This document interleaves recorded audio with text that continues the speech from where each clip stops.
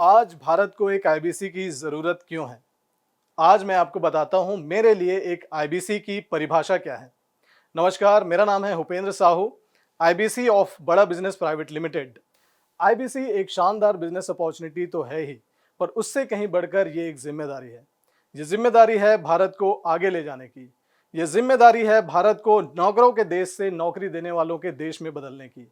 ये ज़िम्मेदारी है बेरोज़गार युवाओं के अंदर बिज़नेस शुरू करने और उसे सफल बनाने की क्षमता विकसित करने की।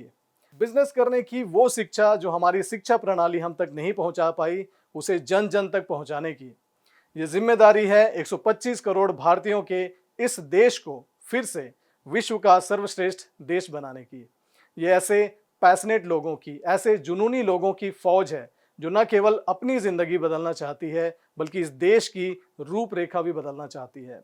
जो सीखना अपना धर्म समझते हैं और आगे बढ़ना अपना अधिकार, जो मुश्किलों का डट कर सामना करते हैं और भिड़ चुके हैं अपने इस देश को फिर से सोने की चिड़िया बनाने में। ये टीम है ऐसे जुनूनी लोगों की।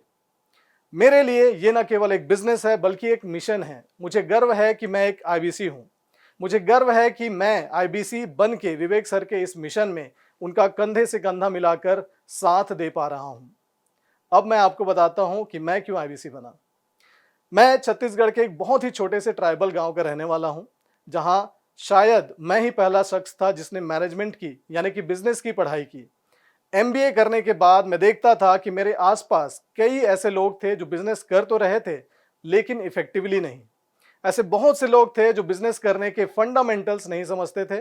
बिजनेस शुरू कर लेते थे पर उनका बिजनेस फेल हो जाता था। ऐसे में मेरे मन में एक सवाल आया कि बिजनेस करने की जो इतनी महंगी पढ़ाई, जो इतनी महंगी शिक्षा मैंने ली है, उसे लोगों तक कैसे पहुंचाऊं। और तभी मुझे डॉक्टर विवेक बिंद्रा जी के इस मिशन के बारे में पता चला, और तब से मैं उनके साथ इस मिशन में एक फौजी की तरह, एक मिशनरी की तरह भिड़ चुका हूं। और अब बारी है आपकी। Join IBC.